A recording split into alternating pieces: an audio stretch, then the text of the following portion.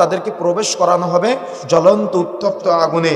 তুসকা মিন আইনিন আনিয়া, তাদেরকে পানি পান করানো হবে, তারা পানি চাইবে। এই কঠিন পরিস্থিতিতে যখন সূর্য মাথার নিকটবর্তী, যখন চতুর্দিকে মানুষ উলঙ্গ অবস্থায় ছুটাছুটি করছে, এই ছুটাছুটি ব্যক্তিদের মধ্যে ঘাম পুজ বের হয়ে হাঁটু বরাবর, কোমর বরাবর, কাঁধ বরাবর, অর্থাৎ এই ঘামের মধ্যে হাবুডুবু খাবে আর ওই রক্ত পুজগুলা ভক্ষণ করবে।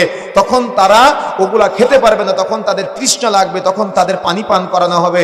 কিন্তু তারা যে পানি পান করবে ওই পানিটা হবে গরম উত্তপ্ত ঝর্ণার পানি, অর্থাৎ ঝর্ণা থেকে পানি পান করবে, যে পানিটা হবে গরম উত্তপ্ত ফুটন্ত পানি। আল্লাহ রাসূল বলছেন যখন তারা ওই পানিটা পান করবে তখন ওই পানিটা পান করার সাথে সাথে তাদের পিছনের রাস্তা দিয়ে পেটের মধ্যে থাকা নাড়ি ভুঁড়িগুলো বের হয়ে যাবে। আমি বুঝাতে পারি না আপনাকে এটার ভয়াবহতা কতটুকু, এটার ভয়াবহতা কতটুকু আপনি কি বুঝতে পেরেছেন?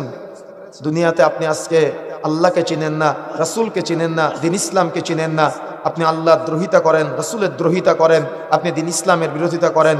মনে রাখার চেষ্টা করবেন, কিয়ামতের মাঠে যখন আপনি তৃষ্ণা অবস্থায় থাকবেন আপনাকে পানি দেওয়া হবে, অবশ্যই পানি দেওয়া হবে, কিন্তু সেই পানিটা হবে ফুটান্ত উত্তপ্ত ঝরনার পানি, যে পানি খাওয়ার সাথে সাথে পিছনের রাস্তা দিয়ে পেটের নাড়িভুঁড়িগুলো বেরিয়ে আসবে।